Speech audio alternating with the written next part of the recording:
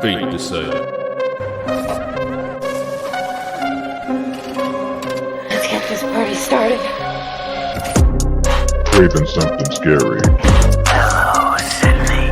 It's an honor. Jojo Jake. Don't you swear at me, you little shit! Don't you ever raise your voice at me! I am your mother! Watch Zone. What's the boogeyman?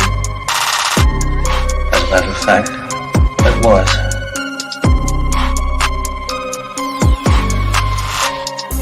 The collective has spoken.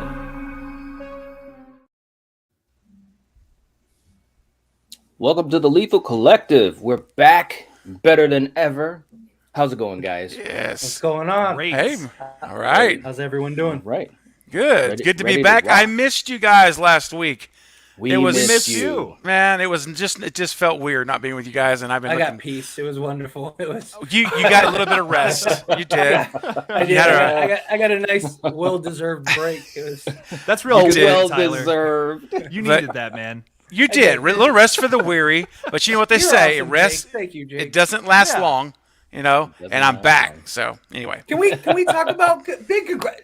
Give it up for Jake. He hit 8,000 subscribers. Yay! Dude, Jake, man. God, I just want to say an early congratulations to Fate Decided on 6,000 subscribers. I know. What a guy. I'm like 7 Wow. away. I'm Seven telling away, you, something like that. bro. That's awesome. That's awesome. This Man, is it growing. We're growing here. It is awesome, guys. So We're good. big.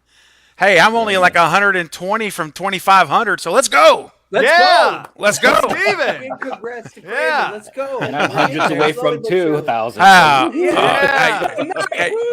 Knight, you're growing too. Let's go, man. Yeah. Let's go in a circle and talk about what we like about everyone. Yes. Wow. Before we start complaining about everyone, right? Right, exactly. Yeah. Exactly. Now we're going to just trash talk everybody for the next 2 minutes. Yeah. Oh, no. I don't like him. We definitely got some good stuff to get into, and also we're gonna jump into a Q&A at some point in the show, but we just want to talk about a few things collectively, and then we'll jump into some questions. So leave some questions in the chat for us to answer. We're gonna kind of dedicate the back half of this to only you guys. So really appreciate that. Right off the bat, we got a couple things that have came out recently. First off, Firestarter. Has everyone seen the trailer for Firestarter? I think that's a good place to start. And then we got some stuff in. So I think that those are two things we should definitely talk about. Let's start with Firestarter. Jake, kick it off. What do you think about Firestarter so far? It looks pretty good. Honestly, I'm excited for it. My one thing about the trailer that actually me and Knight were just talking about before we got on the live stream was the dialogue is like so oddly cheesy. Like, am I the only one that noticed that? It's just like, what's? It just feels like it's so out of place. It doesn't. It looks like it's gonna be scary. It looks like there's some really cool moments that this film's gonna set up. That bathroom scene was pretty cool. Oh, that was good. I'm excited to see where that goes. I'm excited to see some other scares derived from this kind of movie. I'm excited to see where it goes. I hope it's good. Yeah, man. Yeah, I hope so too, man. The original. The original. I did a reaction to it on my channel, and like I was saying, the original was a movie I saw as a kid with my cousins and my brother, so it kind of has that type of special place for me. Obviously, I was a huge fan of Drew Barrymore growing up, and the music in that original, that Tangerine Dream, I love the music in it, and so I'm just hoping that this one is good. Good enough. It does have some odd scenes like me and Jake were talking about before we went live, but it also has some cool things too, and it looks like it's going to kind of go in some little different directions. You don't have George C. Scott playing Rainbird, which I love George C. Scott. Gotta love it. And I love George C. I really do. Rest in peace. But it looks like they're going to be a little bit more appropriate with that character, so that's that's cool to see. But I'm hopeful. Mm-hmm. Yeah, I'm really looking forward to it. I think I have to go back and watch. I've only seen it once. Hey, what's up, Random? Absolutely, buddy. Let's get that train on the tracks. Hey, hold on. Now hold on. I'm going to stop for just a second. There is a tradition on my live streams. Okay, and if you guys have watched them, anytime the first person in the chat says the word stew, there's something I do. And Knight, do you have it? Do you have it? We didn't plan this ahead of time. There it is. There is the stew train that I am officially the conductor of, ladies and gentlemen. And so this is tradition. When I hear Stu the first time, bam, we got to have him on screen. So thank you, Knight, for appreciate that. All right, so back to Firestarter. I'm going to have to go back and watch. I'll have to go back and watch it a little bit closer for dialogue because I wasn't really paying a whole lot of attention to the dialogue, to be honest with you. But I did like the visuals, and I thought that one scene where she's like fully blown, open mouth, screaming, it looked like Drew Barrymore for the kid. Did you notice that? I don't know if they like manufactured or not manufactured, but created the way the hair was. Everything looked just like it. You know, and I thought that was there. Right, look at that shot from Drew, and then the other shot. When you watch the trailer, watch it. The only difference is, that was before she's screaming, but it's the same basic shot, which I thought was really cool, and I noticed it right away. Did you guys see that too? Yes, I did. Yeah. So we'll see. I'm giving it a shot. I think we got a chance. We'll see how it is. If we can survive Texas Chainsaw next week, then we'll, that's. It's on the horizon. Well, anyway, we'll get to that later. But Fate, what about you, man? What did you think about the trailer? Yeah, I actually thought it was a pretty good trailer. You can't really base a movie on the trailer, so it's just to see. But I actually like Zac Efron. I've always been a fan of Zac Efron. It's actually been really nice to see his sort of comeback. That's something that I really think he deserves a lot of credit for. Because he was in a dark place at one point. And was able to pull out of it, and all of a sudden he's in all these movies, so that's great for him. And it's great to see those sort of comebacks, for people. But yeah, overall, I thought it looked like a modern version of 1984. It's kind of what it looked like. There's a couple things that are clearly different, a couple different directions in which they're going, but that's just sort of the modern take. It's Blumhouse. Blumhouse is doing all these classics turned into modern films, which can be good and bad. Yeah, which can be good and bad, So I don't want to have my hopes up too high, just because that's the problem. It's always one. Thank you, Arthur. I appreciate you. But it's always. Is that a donkey? Is that a donkey? Bates the donkey, bro. I couldn't make it out. Sorry. Oh, okay. Sorry, my bad. The goat, because I'm the goat next. But Jake, you're a close second. Right. I appreciate that. So man, wow. We need some goats in the chat for Jake. But sticking that. Hey, Knight, pull that comment back up, man. Which one? The one you just showed. That was from NT, I think, about her shouting. No, it was no. Fate is I'm so very happy. happy. No. I'm thrilled. It's an honor. The girl's shouting for 2 hours. The poor thing. I love that. But yeah. So overall, I am. Obviously, it's an iconic film. It's an iconic novel. Stephen King wrote it. So it had an iconic actress in Drew Barrymore when she was younger, and that was really like the prime of her career. Oh yeah, she was all over the place. Yeah, so so it's gonna be a tall order to pick up on, but overall, I don't know. I think that they could do it. Special effects have come a long way. Writing, things like that. So I just hope they don't try to go too over the top with it, because you can ruin it in a lot of ways. Yeah. And the original was great, and then and this seems to be like a pure remake. This is because it's not like a retcon like Halloween or anything like that. Because there were other Firestarter movies, like there was like 3 or 4 of them, right? Something like that. Because I know that there was like I think there was I never watched those. There was a sequel. There was a and then there was another movie that was titled something else, but it was like it was like Army of Darkness. How Army of Darkness is titled different, but it's in the Evil Dead universe. Wow, I've never seen any of those. Me either, Jake. I think the other one was called like Firestarter Rekindled or something. Yeah, something like that. Oh, okay. Like, that sounds familiar. Yeah, there was like I said, there was like 3 or 4 movies after the original Drew Barrymore. None of them had the same success. None of them were great. Like but yeah, the Corn that movies. definitely was. Oh my god! Right? Malachi. Yeah. Gosh. But overall, we'll see how it plays out. I don't want to be too high on it, but overall, I do. I think it'll be a great movie. But yeah, let's transition into Nope. What are your thoughts, Jake? Well, if you've been watching my crazy videos on that, I think it's about evil aliens. So I don't know. I don't know if that's true or not, but I hope it is. That'd be kind of cool. I'm just excited for a new Jordan Peele movie, man. I love his movies. His work in the past couple of years has just been amazing. His turn from comedy to horror. He wins an Oscar for a horror movie. That's awesome. I'm rooting for the guy. Right? I hope it's awesome. I hope Hey, it's great. Carrie. And Hey, the Carrie. cast is Hey, awesome. Carrie. What's up, Carrie?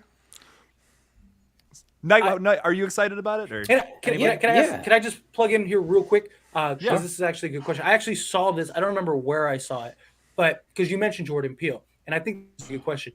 Do you think Jordan Peele deserves the hype that he has for creativity for horror, or do you think it's more so he's the first one in a while to give us a good horror movie, and that kind of just added to his hype? I thought that was a really interesting question. I don't remember where I saw it, but I saw it somewhere, and I was like, that's actually an interesting question. What do you think, Jake? Oh, he's definitely well deserving of the hype. Oh, for sure. Yeah. No, there's, I hate this argument about there's no good horror movies anymore. That's just so not Right. true. I mean, some of is my not favorite true. horror movies ever have come out in the past 5 years or so, including Get Out and Us. I love those films. They're great. They're a lot of fun. They're scary. They have some powerful social messages. I think they're great. I think they're awesome movies, and they. Something I have a big problem with, especially with horror for the past 5 years, just a criticism of it now to kind of talk about the opposite side of all that, is sometimes when you have these social commentary driven movies, it's so in your face, the movies forget to be a horror film, first and foremost. Jordan Peele's movies do that perfectly, in my opinion. They have these powerful messages behind them, but they're still super scary and terrifying and fun to watch. I've watched Us like 12 or 15 times. Like that's been one I've watched a couple of times on a loop now, and I just love that film. It's so iconic. It's scary. It has funny moments too, and it's just this. All of his movies are this blend, this stew of all these different genres pulling together into this one like subcategory. I love it. I don't know. I love his movies. He's very well deserving of the hype, in my opinion. Yeah, I agree. I think that his movies are they have a certain vibe to them. There's a freshness to his movies. You can tell that he has a lot of love for the genre. He's called himself specifically a horror nerd, and you can see that it's well worth the title. He likes to pay homage to the things that have inspired him. And when I've watched his movies, I don't know exactly what I'm gonna get, and I like that. I go into it, and it's a really cool experience. And I think he, like you're saying, Jake, and he balances these themes in his movies with the horror, and I think he does it very well. So with this new movie, I'm really excited to see where he's going to go. When you have filmmakers like him, or a James Wan, or a Ari Aster, all these filmmakers, they're doing some things that are giving you a little bit of freshness to something that's well worn. And I mean, that's pretty damn good to me. So yeah, I'm really excited for his new movie. And I think he definitely is creative and very deserving of the success he's gotten. He's very, very, very creative. Yeah, I'm looking forward to it. I think Jake's onto something with the whole alien thing. I think when you did the posters together and you see the alien face is very compelling. And so I really, much like Wes Craven counted on us as fans to understand there are two killers in Scream 3, I think Jordan Peele is doing the same thing with his marketing so far, which has been nothing but the poster, right? Basically. But I Someday think that'll change. exactly, it will. Yeah. But for now, we have the mystery. But I think that he's doing the same thing. So I'm with Jake on that. I think that most likely that's what we're going to be dealing with in some way. And and I think he's deserving too. I really, Get Out was okay for me, but I really liked Us. I liked Us much better personally than Get Out, and it was a good movie. I really enjoyed it. I've seen it 2 or 3 times, and so I think that's great. And as far as having social commentary in movies, I'm not going to get too far into that tonight, but I'm okay. It's the world that we live in. It's going to be there. So you have to go in expecting to see some things we wouldn't have seen 20 or 30 years ago. All right. Yeah. And so it's just the reality of where we're at. I'm okay with that, and I can accept that. Where I will have a problem is if we get to where this is an agenda movie with some horror elements. That's where, and that's what I don't want to get to. All right. Yeah. And as long as it stays a horror movie, sprinkled with some other stuff that the creators want to say, okay, I'm cool, but I'm coming to watch your movie for a horror movie. right? Yeah. If I can find your views on other things in other places than the movie. So I'm not going to go too far down that rabbit trail tonight, but that's kind of where I'm at on that front. But having said all that, I'm still looking forward to this for sure, and I hope it delivers, man. I really do. Right. Yeah. I mean, I'm sorry. No, go ahead. No, well, I was just gonna say, these movies that are coming out, even the ones that, you might be a little afraid of how well it's gonna do, how well it's gonna be made, and so forth. I mean, at the end of the day, being horror fans, I mean, I think we'd be rooting for a film, at the start, and then seeing how it goes, and if it doesn't hit, Yeah. it doesn't hit. But Yeah. I mean, I'm just happy that we have all these talented people doing these movies, and like Jake said, there's so many great horror movies that have been out in the last 5-10 years. I mean, movies that I could see, another 10, 20 years from now will be considered as classics, and that's exciting stuff. Yeah. Can I throw something out there to you guys and get your thoughts real quick? Yeah. We're talking about James Wan. I'm a big James Wan fan, right? So, like last week on my channel, Jake and I, we did a Saw, basically, whatever you call it, deep dive into Saw, right? And I just love the guy. And I don't know if I'm in the minority on this or not, but I loved Malignant. I really enjoyed the movie. And I thought the way he filmed it, cinematography-wise, some of the shots where he goes, like she's in the house and the camera pans up to the top, like on the ceiling, and is looking down and she's walking. It's just a really cool James Wan touches. So I don't know if this is not a Malignant thing, but I loved it. I haven't talked to you guys about Malignant yet. So did you guys like that movie at all? Just a real quick side trail. Oh, yeah. Oh, yeah. That's a lot of fun. Yeah. It was. Yeah. Hey, Desiree. I'm not in the minority then. No. I thought I was like, It's a 100% correct. But it's funny because a lot of people were upset with it. Because and I was it was surprised. it was really different. I mean, even the cinematography. Yeah. We talked about it. Me and Jake went on one of these live streams. Me and Jake talked about it more because Craven hadn't seen it yet, and I know me and Jake were diving into it on one of the live streams. And I even said that, like in the beginning, it took me a minute to really settle into the cinematography because it was just so different. It was almost it was so out of left field that it was almost like my eyes had to adjust to it for a minute. But once it did, I was like, this is great. And like the twist and everything, I really enjoyed the movie overall. I thought it was very well done. And we've gotten a lot of really great films lately, and we have a ton that are slated for the future. I mean, A20, this is supposed to be the year of A24. I mean, they have like 5 or 6 movies coming out that look fantastic. And I mean, you want to talk about creativity and stuff. I mean, that they get the hype. So I feel like, Jordan Peele, he deserves that same type of hype because, people will say Jordan Peele's creativity isn't as creative, but then they'll hype up A24, and it's like they're in many ways very similar. I mean, they kind of have the same thing. And even like with Nope, I mean, you're talking about the mystery. Yeah, they we got little clues so far, but there's still a big mystery of like what is going on. And that's the excitement of his films. That's the excitement of like what's the twist going to be, because there's going to be some twist. As far as social commentary and stuff like that, I mean, people act like it hasn't been a thing forever. I mean, horror movies dating back to the 70s and stuff have had forms of social commentary in it. It's always been a thing.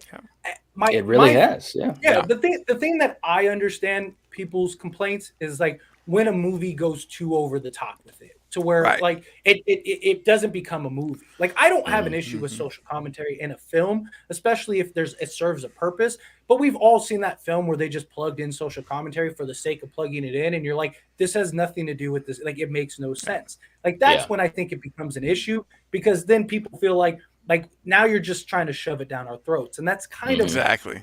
The whole point of films is to escape reality, right? Yeah, we want to go and sit down. I mean, if we want social commentary and we want all that stuff, we can watch the news. You have Fox and CNN who are always on 2 separate sides. You have you have YouTubers, you have creators, you have if you want your daily dose of commentary throughout the world, you can go get it. The whole point of film is to sit down, watch 2 hours or whatever it is, and just escape reality and just be in the moment of the film. And and like I said, if you have social commentary in a film, that's great. That's fine, especially if it's a point that is deserving of discussion, deserving of conversation. Yeah. Like Us is a great point. I mean, even Get Out. Get Out was a great social commentary movie that didn't take you out of the film. You know what I mean? Right. And that's what I love. Like Scream 5 had tons of social commentary in the film, but it wasn't too over the top that it took you out of the movie. Like I love that. It had Scream 5 was more subtle. diverse. It was so diverse too. Like I mean, you have to give Radio Silence credit for the diversity in which they put into this film.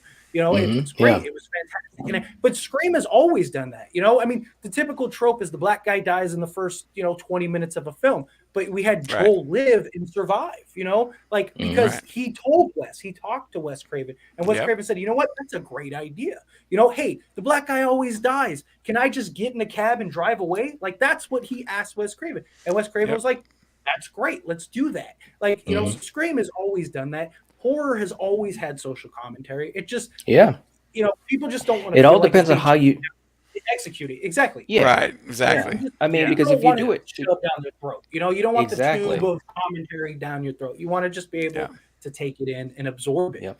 But if it's organic.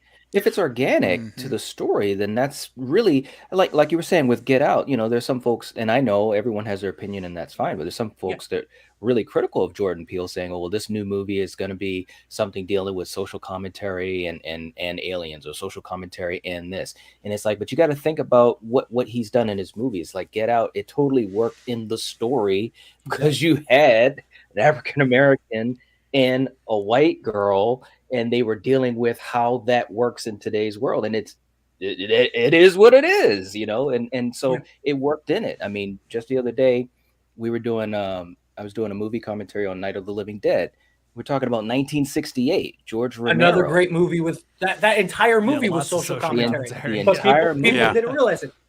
Exactly, and it was done in a way that was not in your face. It was within the story. It was organic. So like I said, I think some people, they might be looking a little too deep into it, or maybe they're sensitive to it. I don't know. But, like you said, Stephen, you're going to have that type of stuff today versus 20 years ago. Oh, yeah. You know what I mean? You're going to have more of it, I guess. More of it. It is different too now.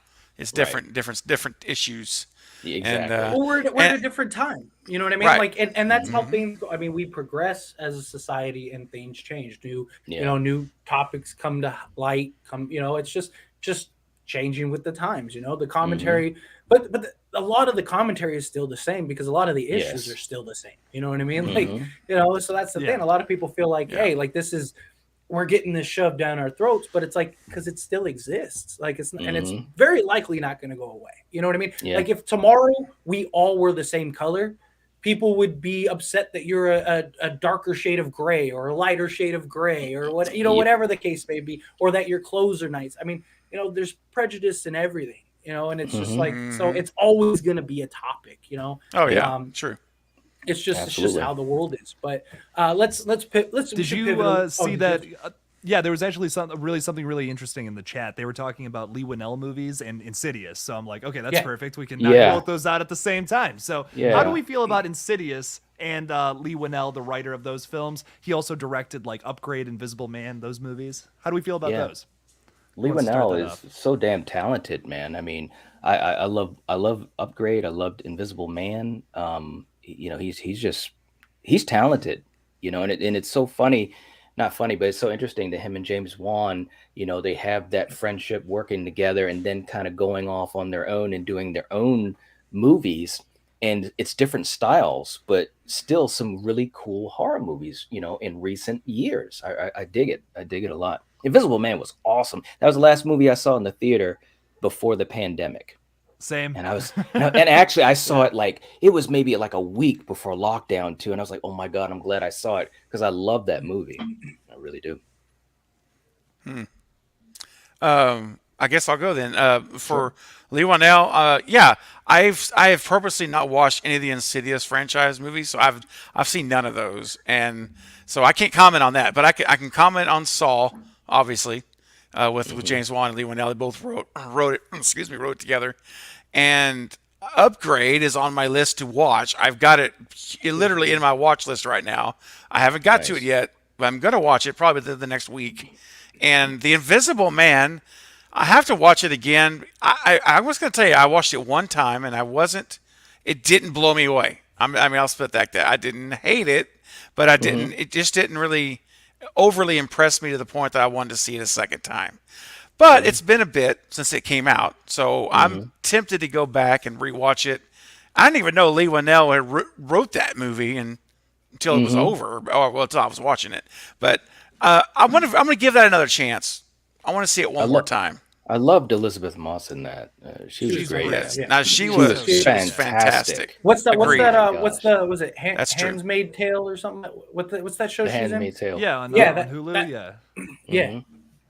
But yeah, She's and I did fantastic. love the end of it. Like, and I don't know if we're Get 'em gonna to get the spoilers Greek. or not, but yeah, She was that great, whole get 'em to the Greek. dude when she just like turned into that Yes. that kind of person she was at the end, kind of like when we saw, spoiler alert for Scream 5, mute your ears if you haven't heard it, when we see Sam become a Loomis instead of a Carpenter. Yeah. At the end, and that was such an epic moment, and it was, I did like that. She did great. Yeah.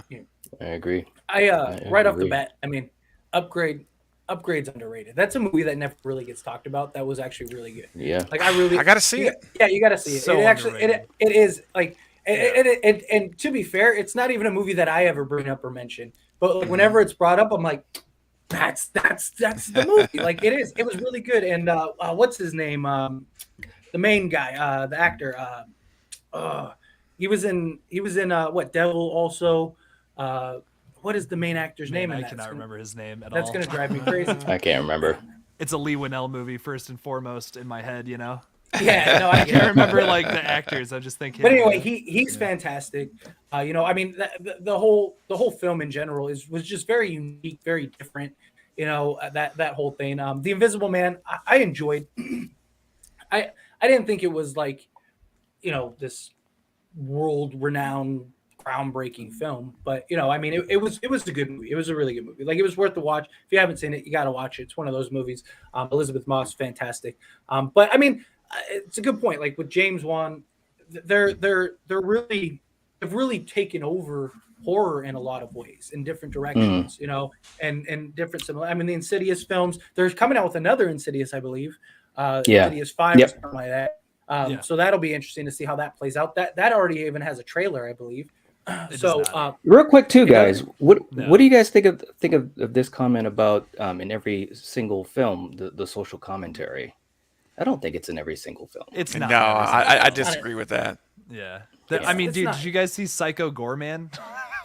There's no social commentary. I haven't seen that one. Like, that's just off the top of my head. I'm trying to think. Like, there are still these crazy B movies that are just silly and gory. And if you just want to see kills, like, they're still out there. They still make them all the time. That's probably one of the better ones I've seen recently. But that's true. And who was it? Keith. In Keith's defense, though, what I think it is that we usually get these big blockbuster films that have the social commentary, and then that gets highlighted.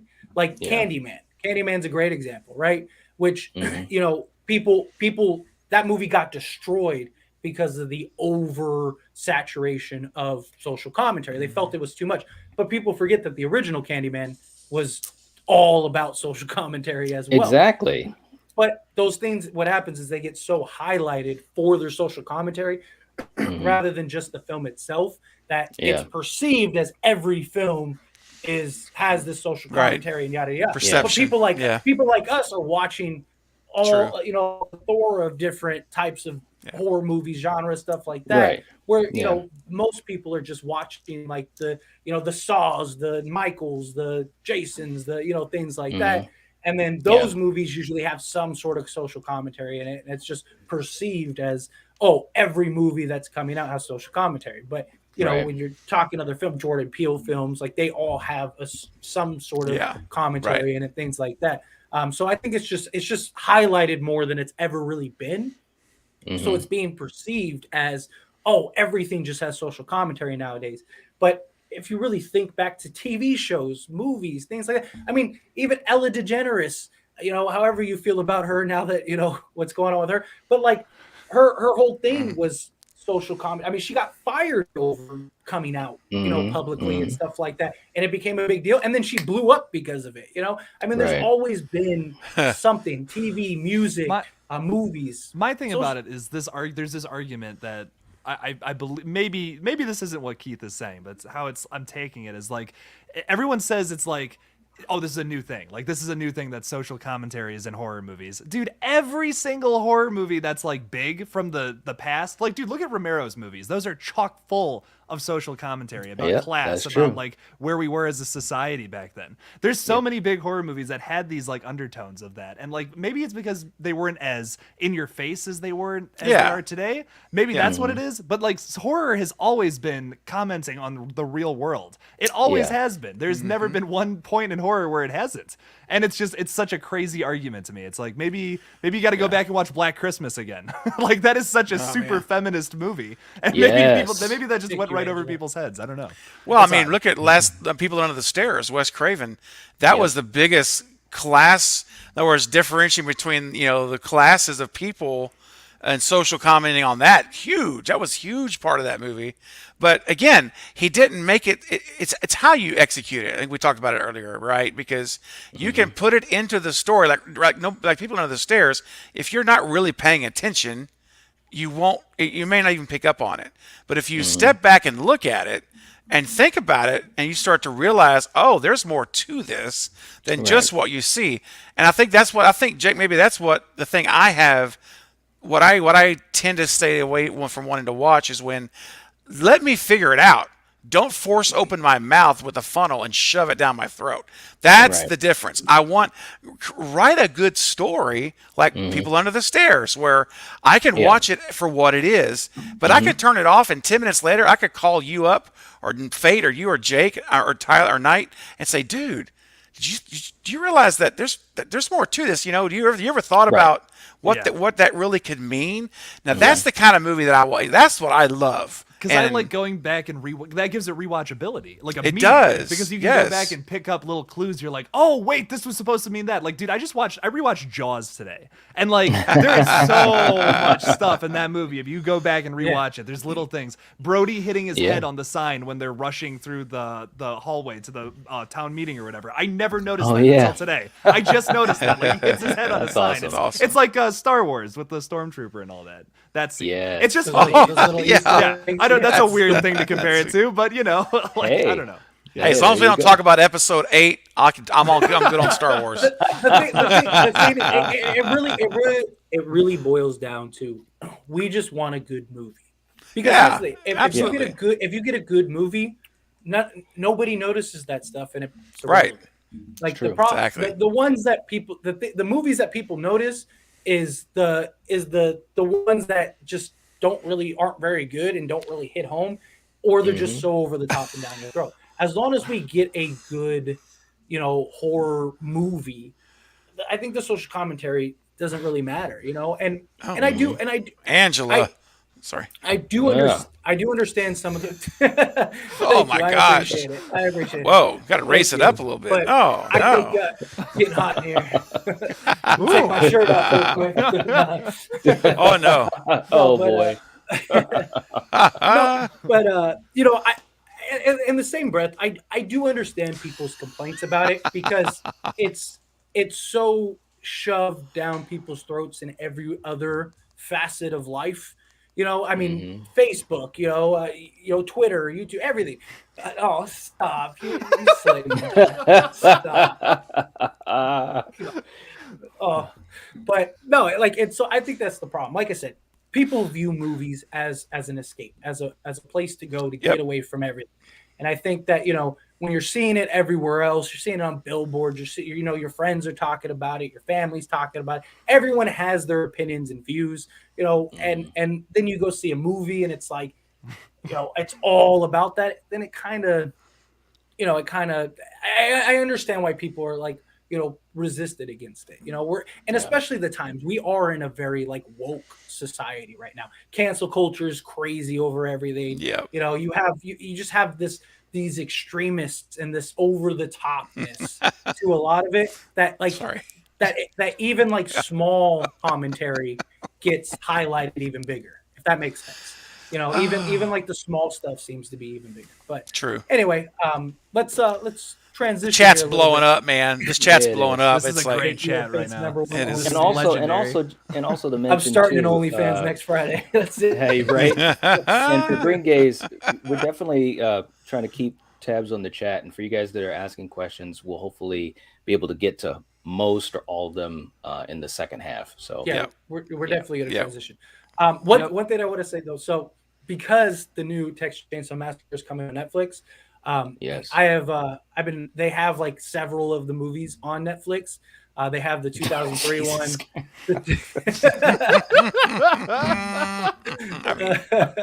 what can I say? Let's go. You know, I was in a sharing mood. We're being vulnerable. We're being transparent. It was the right being time. vulnerable. I mean, you know. I'm telling you, we should make Jake. We should. This is such a great suggestion. This is why you're so awesome, Jake.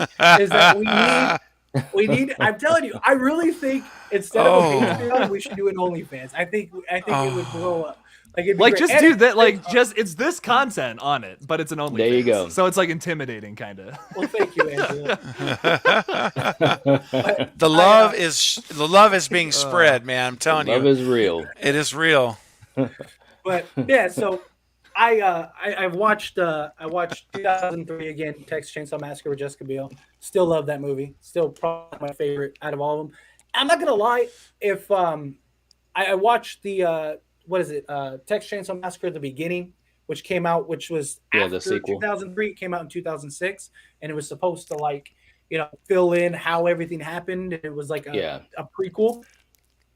There was a lot of things that didn't make sense in it that just like if you watch 2003, because I watched them back to back, and if you watch 2003, there were like things that get retconned in 2006, but it was actually better than I remembered it. I'm not gonna lie. Like I watched it, and maybe I just like am trying to get excited for this new film, but I watched it and I was like, all right, this is better than I thought. Maybe they were, but there's some bad ones in the franchise. So I'm really hoping that this one is a little better, you know. That's kind of my hope. But and we will be talking about that on next Friday.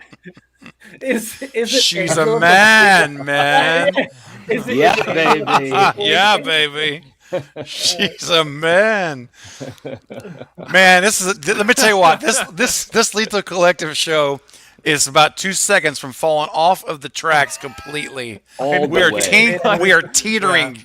I can debate that anything, believe me. Oh no. Oh, God. Man. All right. All right. Well, horror movies. Yes. Yes. And funny enough, the next one that I was in, I don't know. I think we started talking about it, Jake. The other horror movie that's coming out that's from A24 is that horror movie X. Yes. No pun intended, chat. It is a movie about people making a porno with Kid Cudi, so I know Jenna Ortega's blowing up. You got to give her credit. Mia Goth. Dude, heck yeah, man. Mia Goth. I'm excited for all these people, man. It's true. Oh my gosh. Fantastic. It really is. Wow. She it does. X looks great. X does. It looks like a cross between Texas Chainsaw Massacre and what were we saying, Jake? The Visit. The Visit. Yeah. Shyamalan. Scary shots of old people. Yeah. When is that? Do they have a release date? Do you know when it is? March, May 13th? sometime in. Or is it May? Oh man, I gotta look this up now. I'm not sure. Not sure. No, you're right. It might be March. I'm just thinking of Firestarter, I think. Yeah, because that Okay. one's May like Firestarter, May 5th or 13th. something, right? Yeah. May 13th. Okay. Firestarter comes out May 13th. And March 18th. March 18th. Yeah, there you go. Yep. That's exciting. I'm pumped for that. I love. That'll never happen, Jed. Never. Oh, it'll happen. It's already happening. No. The transition has already It's started. happening. You don't even know it. It's already happening, dude. You don't, We got at least a year until Scream 6, man. It can happen. Oh, so. at least a year. At Yeah. least a year. So. This stream got naughty quick. Just wait till you subscribe to our OnlyFans. Oh my gosh. Gonna see a lot there. The Lethal Collective show you can't see on YouTube. Wow. Yeah, exactly. Yes. Too hot for YouTube. Banned in 8 We started with the countries. kids. Started with the kids. How did it end up like this? Oh, dude. If we start playing Village People music, I'm out, bro. That's it. I'm out. But yeah. getting into X back to though. So this the comes story from, of Fate and Angela. Jesus. Wow. Look, That's getting a little creepy, bro. Yeah. Wow, it's man. fantastic. Wow. It's a curse being beautiful. You guys don't get it. I understand. Gosh. You guys don't get it. Wah, wah, wah, wah. That's exactly what I was just thinking. No, but Oh, back my on Lord. topic X. When we're talking about X, yeah, and not the one with me and it. My mom was. Oh, wow. Oh, That's really? That is all right. Well, then Wow. let's turn on the village people. Then I'm all right. I'll change my mind. Wow. Because Fate wants to be a macho man. I know it. Oh, Jake, God. I'll visit you tonight. Oh, good. Wow. Okay. X get back to the- yes, let's go. from. Are you sure we want to go back? I don't know. I know, man. I know. We've gone too far. Jeez. We've gone too far. The point of no return. Pass no return. You can't go back. X is directed by Ty West, who made a couple other horror films in the past that I do enjoy. Yes. There other ones that are not porn related is he did this movie called The House of the Devil, which is pretty Yes, good. If you guys it's a have good seen one. that, I haven't it's a seen that slow movie, but What is last it? 15 minutes is awesome. Is it House of the Devil? Or- Oh no, I haven't Yeah. seen that. House of the Devil. Yep. I'm trying to remember the title of that, and I'm not It- super it confident is. in that. Awesome, is. yeah. No, that's a really fun movie. If you guys haven't seen that, it's like it looks so 70s. It's once again another movie. Jeez. Night needs to be a phone sticks operator. Night, listen, let me tell you what, guys. I think here, listen, I got to say this. I have to say this. Jake, hold your thought just for a second. I think we all have great voices. I do. I really believe that. I think we all are easy on the ears, and that's why I love listening to all of you guys on your channels. But I have to say, if there was one of us, just one of us, that was going to seal the deal, it's got to be Mr. Knight from the Night Watch Zone. There, the voice is there. It's like butter on toast. It melts right through the bread. And I'm sorry, Knight. It's just I gotta be honest, man. I'm not gonna lie. This is the truth. All right. And Knight, I will be there, and you know what I'm talking about. I'll be there. With Knight's voice and my looks, we're the perfect match. Oh, now hold on now. Wait up. Oh, let's not get crazy now. Let's not get crazy now. I won't be able to handle myself. Jeez. I mean, seriously, man. I don't even have to Oh, touch man. someone. They just. Ah, We need to add a disclaimer to this, This is live the- stream. this is Spicy Collective. the horny stream. Oh no. The horny collective. Has a very like, this is Scary. lethal. It is. This is the one that's gonna sink our channel. This is the one that's gonna shut the channel down. Right. Right here. People are going to be like, what the hell are these guys talking Yeah, about? this is their first time watching it, and this is what they're gonna get. We're never getting monetized now. No, It's over. it's terrible. Our dreams are dashed. This is Oh. approved. This is Oh, something Lord. else. Oh god. Okay. All right. All right, Jake, please continue. Go ahead. Let's try to salvage it. Oh, man. But I'm just excited for X. I do think it's gonna be like one of my X. criticisms. Wait a minute. The problem is That's we're what it's talking about. X. The movie is about a porno, so it's like I I can't get away from the X is subject. doing this. Every time I go to talk about it again, I just loop back to the beginning I of mean- the conversation. Yeah. Yeah, what's a whole nother title? We'll come back to the X title later. What is the most Yes. sexless movie we can talk about? Oh my gosh. And how do you all feel about Encanto's soundtrack being number one and on pace to be the number one soundtrack ever or whatever? You know Oh, what I have to God. say? Let's not talk about Bruno. No. Jeez. What the hell? Encanto is a Disney movie. I know, which Kids. that's the most popular song on the whole soundtrack. Yeah, oh we my don't God. talk about Bruno. No. My daughter loves it. Wow. See, I know. Yeah. Well, Bruno. I haven't even heard it yet. I'm I gonna be have honest. I have a funny Like- story about Bruno. I don't even know what we're talking So when that about. movie came out, what? No, Oh, I swear. Jake. I swear, I'm so lost. You're not right missing anything, bro. now. I'm not No. missing anything. Okay. No, you're No. I actually Not have at all. I have a funny story about that movie, Bruno. So we didn't know, like, when that movie came out, it's Sacha Baron Cohen. Me and a group of my buddies, we were like, "Oh, we should go see that movie." We didn't know that Bruno was that kind of movie, and so like, the group of us went in and we sat in and we're watching it, and like we get into it and we're just like looking around the theater. We're like, oh, okay. Like, you know, and then the theater starts playing and we're just like, this is the greatest movie ever. Like, and then afterwards we all like got out of the movie. Especially there's one scene in that movie. You know the scene that I'm talking about where it's like Bruno and it's like just go. Yeah. Okay. So that scene, we all were just like, and we got out of that movie and we all like had to like have a talk with each other that it never left the group. Well, I'm sorry guys for watching this because it just left the group. Oh, the secret is out now. The secret is out now, but it was fantastic. Borat was super fun. Borat was was so funny. Me and my buddies would always, when we'd come up to each other, be like, high five. High five. You will never get this. You will never get this. Yeah, you will never get this. You will never get this. La la la la la. And then well, one day, they even had the sequel or whatever with the where he went to the he talked to all the politicians and stuff. Yeah, that was actually pretty good too. Oh my god, it was hilarious. Oh wow! All right, so real quick, let me just. Charlie was asking if we were to have a Friday the 13th sequel involving Tommy Jarvis, would you rather it be to the final chapter or to Jason Lives? Ooh, that's a good question. Wow, dang. And I just did a New Beginning last Sunday. I'm doing Jason Lives Sunday. I'm going to say Jason Lives, like a sequel to Jason Lives, because you have that whole story set up with Tommy. You could do something else with that, I think, like as a requel. That's a good point. That's a good point. And just treat 4, 5, and 6 like the movies, like as the original that you're basing it off of. Does that make sense? Yeah, I agree with that. Yeah, I would say Jason Lives as well. Yeah. That's agreed. Yeah. We're in unison once again. Wow. Who would have thought? What's something we can disagree on? Well, it may be doing our Q&A in the chat because we started so many fires that I don't know what's burning anymore now at this point. Oh my god. It's almost time anyway, right? We're getting close to that time to transition over. Oh, yeah. Yes. Bobby's like, the stream is off the rails tonight. It is a bit. This is why you have to join every Lethal Collective live stream, because you never know which direction. You never know. These aren't scripted. Oh, no. This is just us talking. That's what it is. Like the type of guy that can very well do it. R. Kelly. Oh, let's not do R. Kelly now. I don't think so. No. It's the remix to Carrie, we don't even know.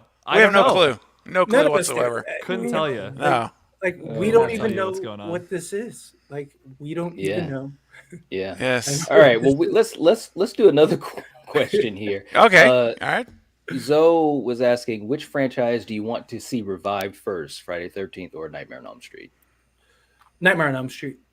For me personally, I would rather, because the problem is, like, we haven't had a good Nightmare on Elm Street in a long time. I mean, Friday the 13th, you could argue that, but the one that came out with Jared Padalecki, I don't think was bad. I just think it was like, it was just kind of different. I mean, Jason was just upset about people trying to steal his weed. That's all it was. I mean, he was growing pot, and people kept trying to steal it, so he killed him. Don't take Jason's weed. That's what the whole movie was about. Like, it was literally about Jason getting upset that people were trying to take his pot. But even the guy that was doing in the garage or whatever, like he like tries to sell pot that he stole from Jason, and Jason shows up and kills him. Like, hey man, like so he was just doing. Yeah, Angela. That was great, Gary. How do you feel about Stu? That's what's going on. Fate's got his phone over there. It's a burner. That's look at this. I could stop all the BS. I can stop all the BS. Oh, that's so funny. As for Nightmare on Elm Street, I personally, I would like to see a reboot, because that remake to Nightmare on Elm Street was terrible. Like, I mean, it was awful. So I'd like to see that. Of course, I mean, I'd love to see a good Friday the 13th movie, but that's Nightmare true. on Elm Street, I'd probably go with that, because I just love the original Nightmare on Elm Street. And I feel like that's a franchise that deserves to get rebooted in a proper manner. Here's a better question: who would you want to direct a Nightmare on Elm Street? Ooh, that's a really good question, because that would make or break the movie, man. Yes. Yes. True. I agree. I got one in mind. Who do you Jake, got? are you serious? No. Okay. This is the click end broadcast. See, but this is why I love Jake so much. He has such a good sense of humor. You were just a wonderful human being, Jake. God. You know, Tyler is just such a wonderful human being, guys. I don't, we don't talk too much about the other people in the collective, but God, no offense, Knight or Steven, but Tyler is just the best human being. I mean, God, He's the cat's meow, right? he's the icing. He's the pudding. He's the icing that makes the cake melt. You know, whenever anyone says pudding, I always think of Harley Quinn in the Joker. Oh God, pudding. Oh, Pudding. I do every time. Carrie. Fate's burner account. Yeah. That's Angela, right. I need you in this chat. Where'd you go? Okay. People think it's me. I'm gonna keep my hands up until she responds. Oh, Fate's burner account. Believe me, if it was a burner account, I'd be talking a lot more than it is that. I have all kinds of stuff to say. I tell you how I really feel. Oh my gosh. No, but back to who would you want to direct A Nightmare on Elm Street? Oh yeah. I think that's a good question. I really do. I think that's a really Gosh, man. Yeah. Well, not to be redundant on what we've talked about earlier, I personally would want to see James Wan take a shot at it. Oh, because he could do it, guys. I think James Wan could do it right. Yeah, he could. James Wan and Leigh Whannell writing, that'd be kind of interesting. It would, man. Because I mean, if you think about it, Insidious is very close to Nightmare on Elm Street conceptually. Yeah. You know, Yeah. it's not too far off. I mean, Steven, I know you haven't seen those movies, but it's basically about like demons in your dream. You know, it's essentially that concept. So, I mean, that would work so well. Do an Insidious style Freddy movie. I don't know. Yes. I mean, I'm down for that personally. I would be too. That's Big new. time. It would be That's too. fresh. Yeah. Yep. If they I could wouldn't be do it worried in- about it so much. You know, I'm sorry. Go ahead. No. I agree, and I wouldn't be worried about it either with those guys on board. But if they could even get it close to that vibe of the original, I mean, that original, man, that was such a good movie, guys. Masterpiece, dude. It really music, was. Like the performance, the atmosphere, the choices that Wes made. I mean, God, just thinking about it, it's just one of those masterpieces. It truly is. It is. It really is. What about All right. Radio Silence? Would you want Radio Silence to take it over? Or do you think, no, that's a little too... We're going to have to wait if Radio Silence does it. They got a lot of projects in the works. No, right I know, but I'm just saying, like, in general. like just Stylistic-wise, do you think it's a good fit or not? Do you think it's a good fit? See, to me, James Wan is a much better fit stylistically I think so, too. than Radio Silence. And I agree with that because I feel like I want it to be... do we want a darker version of Freddy or do we want to go the funny route with Freddy? Because I don't think Radio Silence would give us that funny route. They would try to make it the darkest version of Freddy ever. Which, unlike my opinion on the Scream franchise, I don't know if I want it to go that way because there's a part of me that likes one-liner Freddy. You know, I always thought that was. But here's a good point to that though. Was that so great because of Robert Englund or as Freddy as a character? See, that's a big. Is that difference. why those originals were so good and why the 2010 exactly? movie Because that's a big thing too. I mean, because as big of a question of who should direct Nightmare on Elm Street, I think as big of a question is who would play Freddy. Yes. Maybe even a bigger 100% agree. Maybe even a bigger question. We had someone that was asking that question too. Who would play Freddy? Mm-hmm. See, and that's the thing.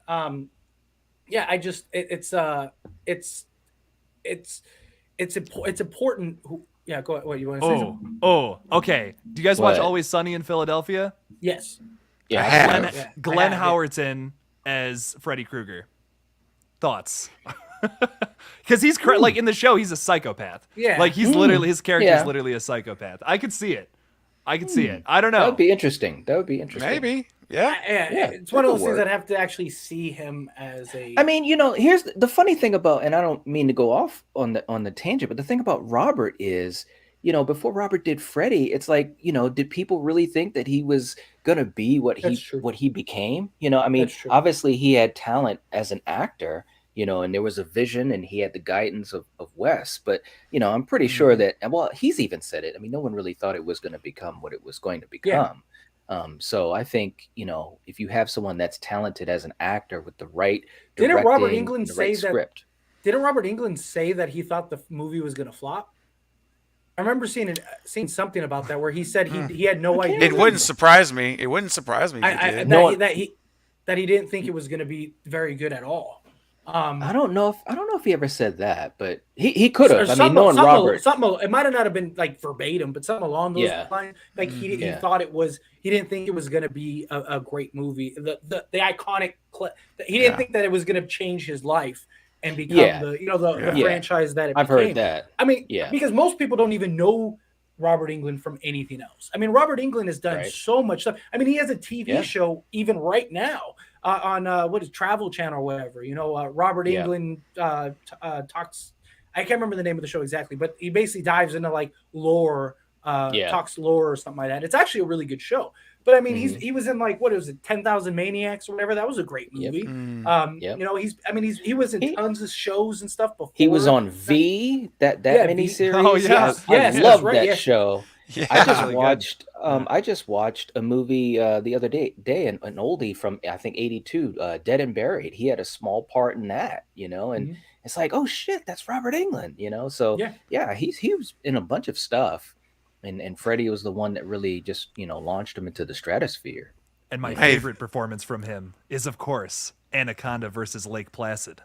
Oh, no. You guys ever see that movie? No, I have not. 10 out of 10 in masterpiece. I haven't seen that.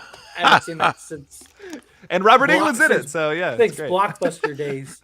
Jen's asking, what if he directed a new Nightmare on Elm Street? That would be pretty interesting. I'd want to be a producer. producer. Directed though.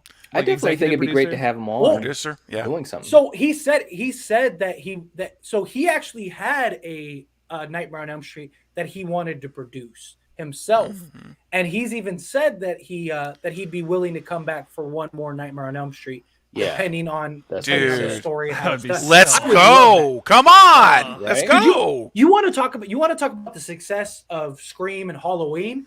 I think a new Nightmare on Elm Street with Robert Englund. I think that would be one of the best. Mrs. Doubtfire. I think that would be one of the best horror, like success wise. I think a new Nightmare on Elm Street, like with Robert Englund, I think would destroy box offices. Amazing! I don't even think it matters. Yeah. You could release it with Halloween and Scream, and I bet you it would because the chance that could be the last chance we ever see Robert Englund. Oh yeah. For sure. Street. Yeah.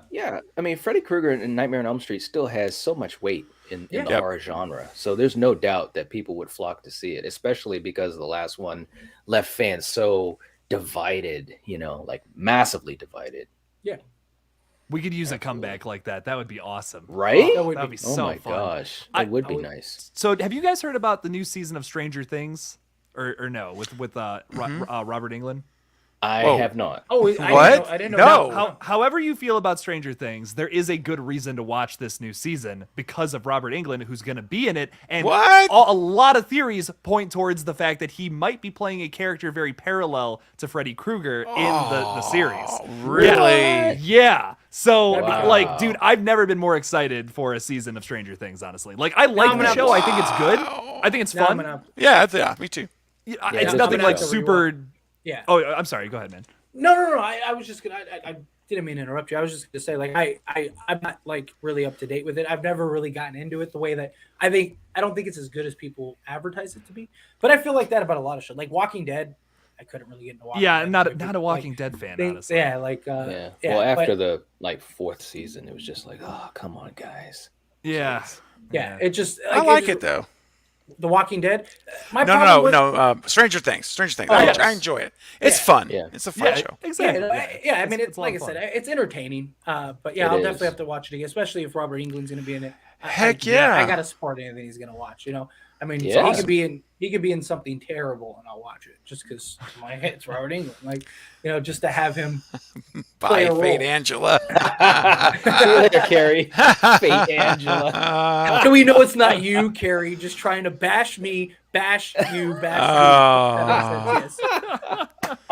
Angela's gone so quiet. Carrie made an Angela account to make me look bad. So that way she can say, I'm on you. I got it. Figured it out. Okay. Too funny. I need to do that next time, so I'll keep it going. I think it's a good idea. No. God, man. I'm That just went gonna off have the like a rails. bunch of like, accounts now in this chat that are just They're all fake. yeah. Jake, As we've long got as you one for you. subscribe. Look, Oh, Angela. yeah. As soon as Carrie left, Angela came back. I She told did. you, Hold on. Well, I solved the case. I'm done. you couldn't let it go on. You couldn't let it go on any longer. You had to get back. You had to get over there and type real quick, had my dude. hands up. I've been animated since I. Dude, have you ever heard of voice to text? Come on now. Wait, what am I? There's nothing attached to me. What am I talking to the universe? That's right, Bobby. Over there making it. Oh my god. It's right, This Bobby. is crazy. Wow. I'll make a Stu Macher account. That's what I'm There talking you about. go. There you Welcome go. back, Fate. I've been waiting for you. Absolutely. That's too much. Yeah. That's too Yeah. much. man. That's right. Enjoy your one subscriber. Oh no, this is good. You need to go to his Instagram or Twitter. Don't put nothing up here, please. Don't tell people that. Go to his Instagram. He'll I'm gonna have all these. You could- all these things. I already What's going get 'em. on here, man? direct message your social security number, your credit cards, your phone numbers. Fate will take telling it. you. Wow. No. Credit card I'm gonna numbers. make $1 million a month off OnlyFans. I'm Oh telling yeah, you. and don't forget the expiration date and the 3-digit code on the back. The 3-digit code. Gotta have it Wacky now. 3 numbers on the back. Send Gotta me have them. those. Yeah, I know you gotta have it. No, dude. Jake, No, what's no, your no. favorite VHS? What's your favorite What's- VHS? Bro, Oh my I gosh. love the VHS movies. Those are phenomenal. Yeah, oh my man. god, they're some of my favorites. I used They to are. say that 2 was my favorite, but honestly 94 is my favorite Yeah. because of how consistent it is. I think every single skit in that movie hits and is super scary. Some of the best from the entire VHS franchise. Love those movies so much though. Even Nice. VHS Viral, it's definitely the weakest, but you know what? It's fun. It's a good movie. Dear God. Okay, look, dude. Okay. All right. Okay, now we're crossing that line we talked about now. All right. All right. Okay. If you go any further, Angela, we are going to have to ban you from the chat. You've reached the edge. Yes. We do not want this video taken down. No, and frankly, none of us really want to see that. So yeah. Yeah. I'm sorry. Go ahead, Oh, Jake. man. Oh dear goodness. Oh man. So VHS, I had a so This is going viral, guys. This has to go viral. We need to clip all of the Angela. We're going segments, I'm VHS telling you. viral, man. We're going Oh, VHS bro. viral, I'm telling you, we're dude, going- you could put out like a best of Angela where we comment on her comments in one like 5-minute video. Bang bang bang bang bang. Send it, anyway, it's a present for you, Angela. We'll send it to you. Oh, wow. Yeah, VHS. When Jake and I broke it down, VHS 1, the very first one, and I had never seen it until that week before we did it, and I thought it was great. And I have not seen 4 yet, but I mean 94, excuse me, but I'm going to. Especially as much as Jake, you keep talking about how much you love it. So I keep hyping Yeah. it up, and I'm worried I'm overhyping it. I love it. I don't know. I've watched it like 10 or 15 times. Like I wish I was exaggerating. I'm just like I have a Shudder account. I just watch it over. Like it's my fall asleep movie for the past couple of months. If I need Wow. something, I just Wow. throw that on. That's 94 is good. pretty And- high praise. And I was lucky and blessed enough to be able to do a video with Jake on his channel, his amazing channel that has Yep. 8,000 subscribers. yes, Oh, again, jeez. I was able. 10,000 is right around the corner, bud. Yeah, it's right around the corner. And I Thanks, was lucky guys. enough that he asked me to be a part of that video, and we dived into 94, Yeah. and I enjoyed it. I really did. I did. Craven, I agree with always with you in your video. See, look, Thank you, Angela. You know what? Never mind. Say what you want. I love you now. Appreciate you. I love you now. I how he appreciate is? you now. You're no longer in horny jail. You're no longer locked up. We're gonna let you out. Come on back out. Oh, Well, man. thank you, Angela. I appreciate your support. I do.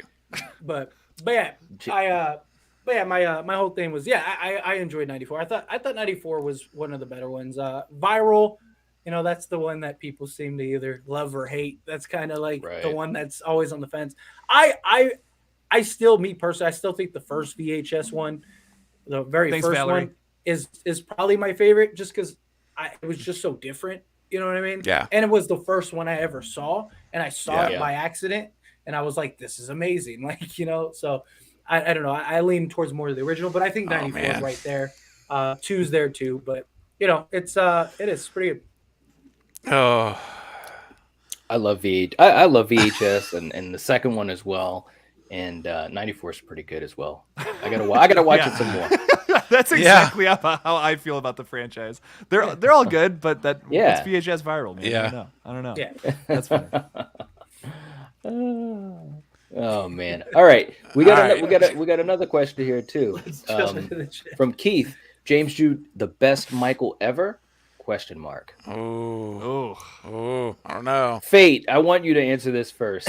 Yes, yes, please. Our resident Halloween Ends fan. Go ahead. Yes. Let us know what you think. The hottest member of the Lethal Collective. Who absolutely loves Halloween Kills. Halloween Kills is the bomb. Yes, he loves it. I don't know. That's pretty tough. I mean, there's no. I'm probably not the right one to answer this question because I'm so biased. Like, I just don't. Michael was great in it. Like, Michael was fine in the film. Like, was he the best one? I don't think so, in my opinion. But I don't think he was bad by any means. Like, Michael wasn't my issue with the movie. Like, my issue with the movie was the movie. Like, I just didn't think it was a very good movie. But what do you think of him as portraying Michael in the 2018 and Kills? I mean, I thought it was fine. The thing is that, like, here he goes. There's not a ton of acting that really needs to go into Michael. You know what I mean? Like, he's not. There's no dialogue. There's no. Wait a minute. That's what makes it hard. Exactly. Anybody can just. Hold on. Let me. I gotta love it, man. I love how you started to tee that up, and I was like, he's like, well, there's not a lot of acting or dramatic tension. It's like he's friggin' Michael Audrey Myers. He walks, he kills. That's what he does. That's what he does. What are you? I mean, no, but no. I just gave the best Michael Myers performance in history. No, you just proved. You just proved why it is more important to be so good, because that is how you don't do Michael Myers, and that's what happens. I my chair for this. God, but you got to have the right guy with the right physical presence, the motions, the way he moves, all of that stuff is very. Mask. What emotion, dude? He's communicating through his presence, how he walks, how he moves, how he facial expressions, dude. It's just walk. Put your arms. Oh my gosh! Come on, man. So look, have you guys seen Clerks 2? Have you guys seen Clerks 2? I've seen Clerks. I haven't seen 2. Clerks 2? Oh man, there's a moment in Clerks 2 that summarizes this perfectly. But if you guys haven't seen it, it's irrelevant. But never mind. Go ahead. Damn, I got to see Clerks 2 now. Right? Yeah. No. I just feel that it does matter. That's right, Brandon. All the way, baby. Lock it in. Yeah, it does matter, and that the person that's carrying that out needs to do it in a way that is convincing, and that the way you can stop and turn, it can be intimidating. I'm sorry, but it can, and so I believe that, and so I think he did a great job. Nick Castle, I mean, dude, Nick Castle, bro, he's the OG, but it's kind of like for me. Saying who's the best killer is just Billy and Stu for Scream. They're always going to be the best. I mean, they're iconic OG, but that doesn't mean that there's others that can do a great job, as we've seen. So I think that my personal favorite is Nick Castle, just me. But I think that gosh, his name just slipped my mind. Help me out. James Jude Courtney. Thank you. Yes. Yeah. I just blanked. Yeah. I think he's doing a good job. I do think he's doing well. And I got to tell you, when they did the flashback to 1978 in Kills, bro, right? I felt like I was almost watching Nick Castle. I'm like, this is phenomenal. It was like paradise, Fate. Paradise. Yes. Going back to 78. And fantastic. It was great. One of the best Halloween movies of the entire sequence ever, right there. And I'm dead serious. His face is just getting redder. And your forehead's getting red. He's gonna explode. I hate. Wow, let's make fun of the white guy for getting red. Oh, God. Dude, oh my gosh. Coming from I'm not even gonna go there. But no. Man. Anyway, man. Jake and Knight. I want to hear what Jake and Knight. What do you guys think? I'm just having a great time, man. I'm just having a great time. I actually Jake really. This oh no. This has been a great live stream. Yeah, absolutely. This has been fun. It's just this is like the most ridiculous live stream I've ever been on. It is. Like just the I gotta chat admit, is like, oh my exactly. god. Yes, it's great. It's crazy. I love I'm this. telling you. Well, Knight, I need to This hear channel your does opinion need on more this. subs. With Well, we James do too? need more subs. Hey, by the way, can we do a selfless promotion? Can we do that for the Sure. channel? So, So, Oh yeah, guys, we do have to do that. Good thought, Steven. yeah, and you may have something else in mind. So if I miss it, rebound me. But my thought right now is you see it down below. But for a lot of you guys listen to this like a podcast and don't even watch the screen because you're working. So I just want to ask that everyone is in the chat now. If you have not subscribed, we've got 26 people in the chat. If you have not yet subscribed, right now just hit the subscribe button at this second. Take you 5 seconds. Hit that subscribe button and ring the bell icon so you don't miss our live streams because we do have. Oh, Knight, I know what you're talking about. Because we have a big announcement coming in a minute, and I'll let Knight or one of the other guys give that portion. But please do that, and also. While you're here, it takes you 2 seconds. Hit that thumbs up button. When this video stops going live, it goes into replay mode. And what YouTube does then is begins to shoot it out to folks that they think will like it. Well, guess what? The more likes we have, the more YouTube is going to send it out to more people. And the more of you that go into the comments after the video, not the live chat, the actual comments. Yeah. If you'll just leave us a quick comment, say great stream or it stunk, whatever. If you just leave us a quick chat in the comments, that helps too. So I only do this one time when we do this in every stream. I would really appreciate it. We all would because we're trying to grow this channel so that we can have a bigger presence in your life and in other people's lives as well. So thank you guys. And now I'll turn it over to you. I guess tonight, I'll let you give the next announcement. Well, and also thank you to Green Gaze and obviously thank you to all you guys in the live chat. And although we do try to get to you guys' questions, and today we made some special time for it. We do see your comments in the live chat and we really appreciate it. But because of the fact that we have a lot of you that hang out with us, we are going to be planning to do a second stream per week. And the second stream will be strictly for this type of format where it's Q&A. You guys ask questions, we answer them, and there's a conversation that goes on like that. So we wanted to let you guys know about that. We are aiming to have that other stream happen on, and you guys correct me if I'm wrong, we're looking to do it on Mondays at 5 p.m. Eastern Standard Time. Yep. Mm-hmm. And we will start that this coming Monday, correct, guys? Yes. Okay. All right. Yes. I just want to make sure. And the other thing, too, guys, just to let you guys know that are listening or watching us in the live chat, it is really difficult for 4 YouTubers to get their schedules to align to do this every week. Like we've been so fortunate to do. We love doing it, but we all have so many other things that go on, but it's actually to me very amazing that we're able to do this once a week, and now we're going to look to be doing it twice a week. So yes, so you can start your week and end your week with the Lethal Collective, and what better way to do that and live life than to start on Monday and end on Friday? Come on, exactly. Well, also we're going to start posting clips as well. So if you missed part of the live stream or anything like that, look forward to those clips, the important segments, because every live stream we have several moments that we can cut and put as clips, plus people that don't watch the live stream can watch that as well. So give you guys more content in that regard. But we all in different time zones. We all live in different states. There's not one of us that lives in the same state even, let alone time zone and stuff like that. So it is, and we're trying to shoot for Mondays. But just keep in mind if things have to change, stuff like that. We've even talked about maybe even doing just random, like, if me and Craven and Jake and Knight, or even just like 2 or 3 of us have an hour, we might come up here. So make sure you're subscribed and have bell notifications turned on. Yes, the notification bell for sure. That way, if we do it like a random, like Wednesday live stream or something like that, because we have time, that way you guys can be a part of it and join in these discussions Marcus. And stuff like that.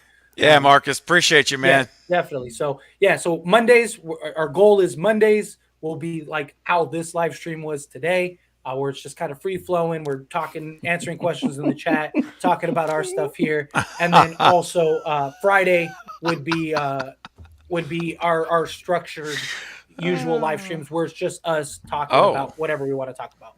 So Absolutely. I'm Oh, always we got ready. we got pet words now. We're really. We're moving You know, up. Oh, We're moving on up. oh boy. you know, All right. Nikki All right, just put Angela, that thing come on on the out. screen. Come Hold on. on. No, go ahead, Jake. The Yeah. next live stream, we're just gonna see. This is Angela. my God. Go ahead, Jake. Everyone's gonna be like, Dude. she is real. I literally Oh. I literally was just before we started live streaming, I was talking about my video I posted today. Yes. It was about Gail Yes. Weathers.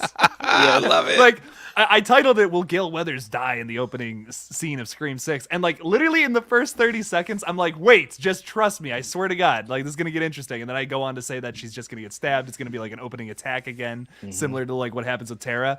And my comment section is just like, "You want to kill Gail? You're crazy!" And I'm like, just please, 3 minutes, just 3 minutes of the Yes. video. Yes. You know Just what- watch Just it. watch You know what- 3 minutes. Well, you know what's funny is because my Gail Weathers video should already be up now because it's 4:20 and I had it scheduled 4 o'clock, so it's already 20 minutes in. I can't wait to see the Nice. comments of that one. But Yes. mine is actually like about actually killing her, not just getting stabbed. Like mine's actually killing her. So I can't wait for that. I'm excited. Just based on your comments, I can't wait. Okay. You Well, know, then, can I interject something really quick on that subject? Yes. Sure. So that I'm on the record. I actually am in the middle of working on a Gail Weathers video for Scream 6, and I had to stop it this morning for things I had to take care of, so I haven't gotten back to it. I started it a little bit last night. I had no idea that Jake was posting one today, and now Fate's got one coming out. So you're going to see mine's coming out tomorrow.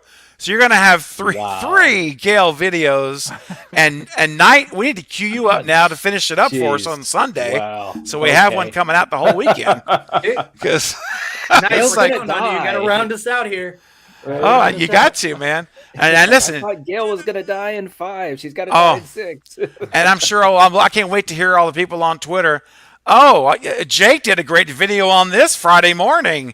Why are you copying? Why don't you get Jake? some original material? Yeah, can't you be an original creator? Right. Wow. Yeah.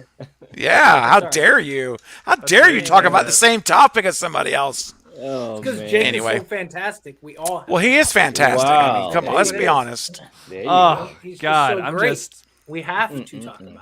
God. The Oh, Lethal Collective members are just amazing, but especially Wow. Tyler. I mean, The leader- honestly, the leader of the Night. Listen, Night. I mean this in all sincerity. As boisterous as the three of us are, Night's always the quiet one. If you guys notice, he's always lurking like a ninja. And let me tell you something. Knight is an accomplished martial artist for real, and so it makes sense that he's got that ninja mentality where he's just there, he's involved with everything, but he's ready to strike when he wants to strike. And you so, like imagine you and Knight- I. Fate, you know, Tyler, us, we're all over the map. We're just blasting, blah, blah. But Knight's always, no, that's true. Just accept it. It's okay. But Knight, you're always like watching and you're lurking, you're interjecting. But when he has a move, watch out. Oh, he's going to bring it down. The house will come down when Knight strikes. Could So. you imagine Knight with his voice killing you? Like, Oh, it'd be, forget about Roger L. Jackson. Give me Knight. I'm sorry, I have to do this. Yeah, this really is going to hurt, you know, but I oh, apologize. I'm sorry, It's but okay. yeah, I'm sorry. I'm going to try to do it quickly, man. though, Just pick man. me now, but- Knight. I'll be there. Wow, there we go. Monday nights. Monday nights, dude. I'm ready. I was gonna keep this a secret, but Knight is going to be the voice of Ghostface in Red Right Hand Part 2. So I'm just Oh, Stop teasing. hot take. Oh, inside information on the collective tonight. Oh my gosh. Stop teasing. Stop teasing. Oh, oh my gosh, All right. Angela. Oh So Lord. I know Angela's. We got to reel it back in now. Okay. But let me- Reel it back. Let me Back throw to this horny out to you jail. guys too, because Bobby's been pretty patient. He says, "All right, boys, the Scream a show saint. is going to focus on Maureen Prescott. Apparently, while it's not finishing Lakewood, I'd be all for that. All for it. Thoughts? yeah. Yeah. I'd be too. It could be good. Yeah. The whole mean- Lakewood story is kind of done, you know. That's kind of my thing about it. Yeah. See, that's the thing though, is that so many people, like myself included, I would love to see, because there was so much left Yeah. open in season 2 that deserves some explanation. But I think at this point, you're better off just moving on. And I mean, so, and the word is that, Paramount Plus is supposed to do their show, and it's supposed to be connected to this Scream universe. However they go about it, maybe they do go the Prescott route, which would be entertaining, which would be fun. But I don't know. I'm all for it. I've always said, I believe I even said it here on the Collective, that I would love to see a series that is like Agents of S.H.I.E.L.D. Like if you ever saw Agents of S.H.I.E.L.D., where it's it's its own thing, but it ties in directly to the movies, and it fills in plot holes, and it fills in things that maybe needed to be explained further in the movies. It did that in the show. I would love if we got that for Scream, where you have Scream 5, and then you have the show before Scream 6, and that sort of gives us the aftermath and sort of explains things, and it's its own story, but it's tied into the same universe. If we could get more Roger L. Jackson, come on, let's do it. Please, that'd be great. Please. Especially after Scream 5, that was his best performance in my opinion. Oh man, he was so good in Scream 5, man. He was fantastic. Judy. Yes. Judy. Oh man, so good. And really to go off good, of this comment that Nikki just said here, I think like there's a part of me that I would love to see the opening kill of a Scream film to be the Maureen Prescott death, and then like have it tie into the new movie. That would be cool. Like, don't get me wrong, I'm totally down for that. But a whole show centered around it, like you could do a lot with that. You could change some stuff. You could not change some stuff, but you could fill in some blanks where there are blanks in the show. You could talk about Stu's fates, because that kind of directly ties into the first movie. You could like do some stuff with that and maybe set up something for the movies. Tyler, I don't know how you would feel about that if they kind of had that in the background, but like theoretically for a Scream 7 to say like, oh, Stu's alive, and this show is going to also explain that, as well as show you what happened to Maureen Prescott. Like actually being serious about it, not a joke. What do you think about that? If the show could fill in gaps leading into the film, and it does it in a correct manner, then yeah, I'd be all for it. Like I said, my biggest problem is my biggest problem with Stu returning has always been, at this point, it just I hate all of you. Give me all your Stews. Come on. Give me your best hashtags right now. Blow it up in the chat. Stu hashtags. Let's go. I personally, my biggest problem is that at this point, it doesn't make any sense to just bring him in. Like there's been no explanation. There's been no setup. There's been nothing. And unless you're going to completely dedicate a film centered around Stu, which again makes no sense, you can't bring him back at this point. You had no setup. Yeah, but of course you can, but that doesn't mean you should, because there's no real explanation. There's no real buildup. And you're going to spend half the movie trying to piece that together. It's just silly. Well, hold on. Can I ask you a question though, Fate, real quick on that? Yeah. We're assuming, right, if all goes well, this is a trilogy, right? So if this is truly a trilogy and there's a long game in play, thank you, Angela. That's what I'm talking about. And now Craven is okay. Listen, hey, I can be persuaded, okay? But here's the thing. With the trilogy in play, right? Yes. You lay down the initial nuggets in 5 by never saying he's dead. You throw up the little thing on the thing, and you bring up his name like 5 times. You're in his house. You lay down very subtle things here, just little things. Then in 6, you turn up the volume a little bit, and then in 7, you do the reveal. So you could simply do that and easily do that.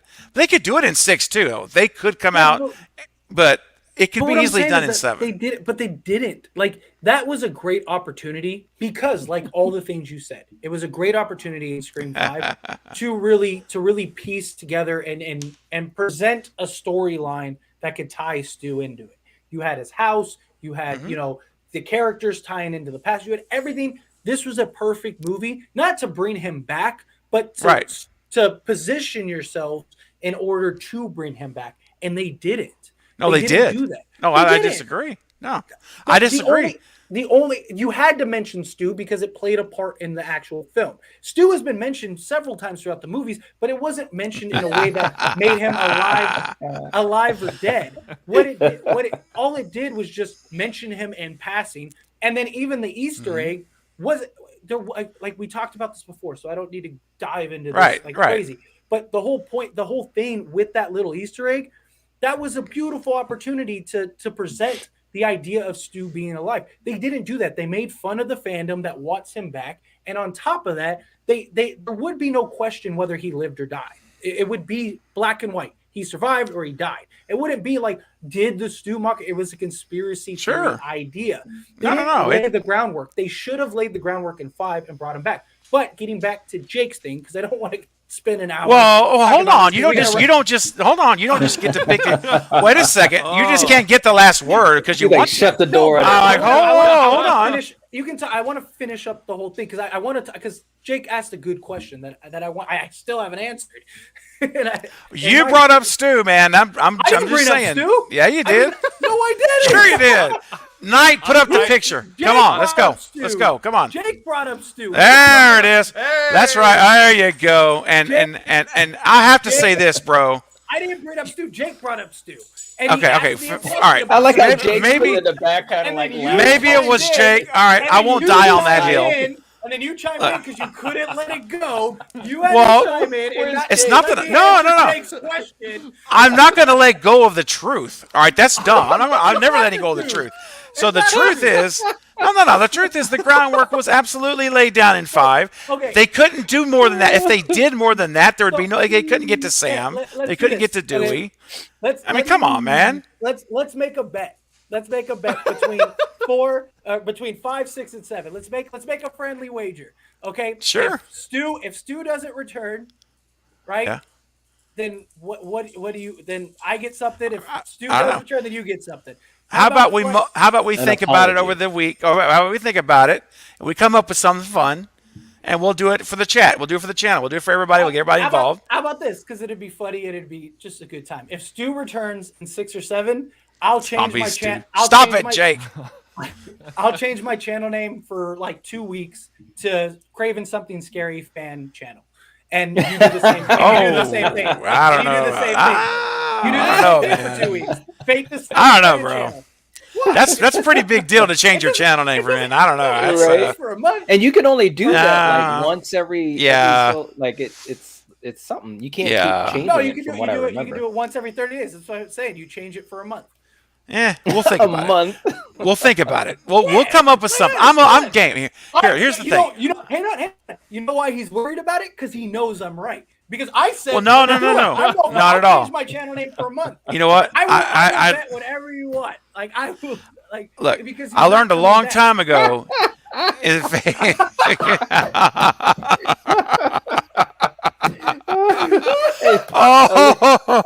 says I've been waiting for this. Woo! Okay, look. This could easily turn into a 2-hour discussion. Because listen, guys, I know that Fate is loud and boisterous, and I love that about him. He's fiery, Yes. But there are arguments against everything he said. There are very sound arguments. There are sound ways you can respond to this that I could do right now. But if I start doing this now, I know what's going to happen, and we'll be on here for another 2 hours just doing this. So we should save it. And Jake's got to go soon. Jake has to go soon. So go ahead. Let me answer Jake's question real quick. So here's my thing. When it comes to Stu, like I said, my biggest problem is at this point, there's been no establishment for Stu's returning. You could argue maybe they laid some Easter eggs, whatever, but that's laying Easter eggs is not establishing the character returning. There's two different, again, conspiracy channel. It's laying the groundwork. If a series did that, though, I guess is my point. Would you be okay with no, exactly. That's what I'm trying to get into, but I keep getting rudely interrupted. What? I'm not. I'm friendlyly. I'm just interjecting. That's all. I'm friendlyly interjection. Okay.